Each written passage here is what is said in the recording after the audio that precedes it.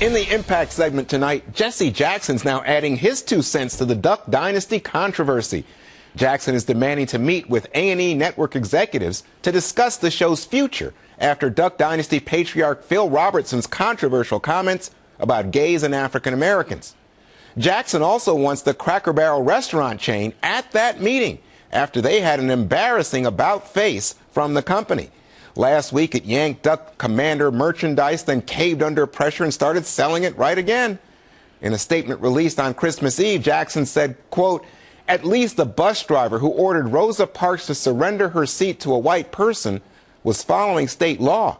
Robertson's statements were unfettered, freely, and openly, without cover of the law, within a context of what he seemed to believe was white privilege."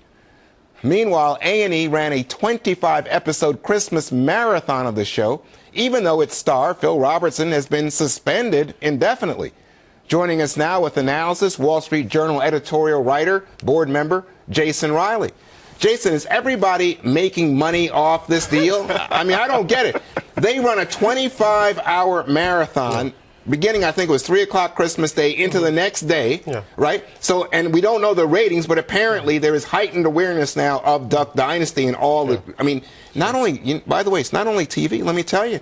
There is a Christmas album that's selling out, right? There are scented candles. It seems like everything associated with Duck Dynasty right now is a hot commercial property. Is this all about making money?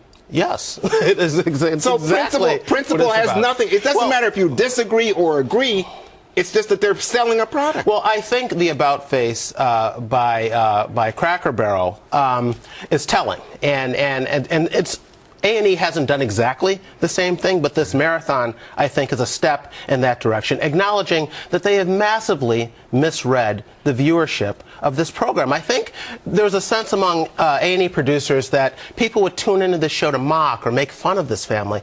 But it turns out that people tune in because they share the values and sensibilities of these folks, and it's quite amazing how badly both Cracker Barrel with regard to its customers and A&E with regard to its viewers initially misjudged their customers. Well, but the question is, what about the people, the pressure groups? Jackson now wanting in on this, the gay rights groups. Jesse Jackson's been doing this for 30 years. Is anyone surprised that he has injected himself in this controversy? This is what he does. He's part of the grievous industry. It's very lucrative. Jesse Jackson may claim to be acting on behalf of black people, but Jesse Jackson is acting on behalf of Jesse Jackson. Stop right there. This is a great point. Very lucrative is what Jason Riley just said. Very lucrative for Jesse Jackson now to put pressure on A&E. So what's he want? Does he want a show on A&E too?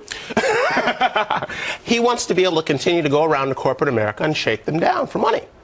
Give to my groups, and I'll shut up about this. That's what he's been doing for 30 years. You know, what's interesting here, Juan, is, again, Jesse Jackson claims to be acting on behalf of blacks, particularly downtrodden blacks, disadvantaged blacks. But, you know, what does Phil Robertson have to do with the fact that black kids are reading 3 grade levels behind white kids, or that black kids are shooting each other in the street over a pair of sneakers or a ski parka? I mean, what does Phil Robertson have to do with that? And how will sitting down with A&E and Cracker Barrel change any of those realities about the people Jesse Jackson claims to represent?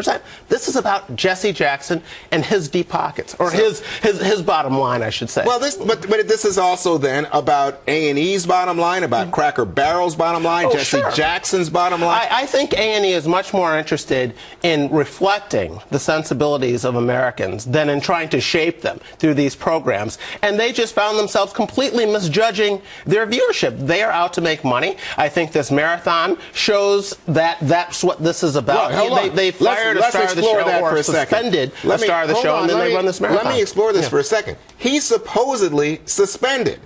But, of course, he's in the marathon. And, let me finish, they've got 9 shows in the can, meaning 9 shows that they've already taped and have not shown that will be shown beginning in January. And Phil Robertson is in all 9 shows. That's right. So what does it mean for him to be suspended if, in fact, they are making money by, in fact, saying, hey, Phil's going to be in this show in January, and we know maybe you sided with Phil, and maybe you think Phil's getting unfairly vilified by the gay and black community. So better watch, because we want you to watch film, and therefore put more money in A&E's pocket. It shows that the initial suspension was because A&E thought it was going to hurt their bottom line. When they found out that that was not the case, now they think that keeping him suspended for too long would also hurt the bottom line. So they're changing course. The other side it's of not this about is, values. Yes, that's a key point. But let me just say the other side of this is that they must have thought it was doing damage to the brand initially. Because A&E, as much money as Duck Dynasty makes them, is bigger than Duck Dynasty.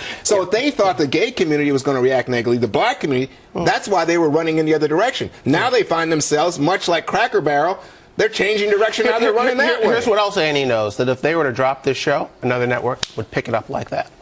They also know that. but you know what's upsetting to me is that it has nothing to do with principle, nothing to do with whether or not, in fact, you said something that was wrong, and people saying, you know what, hold on a second, you were wrong.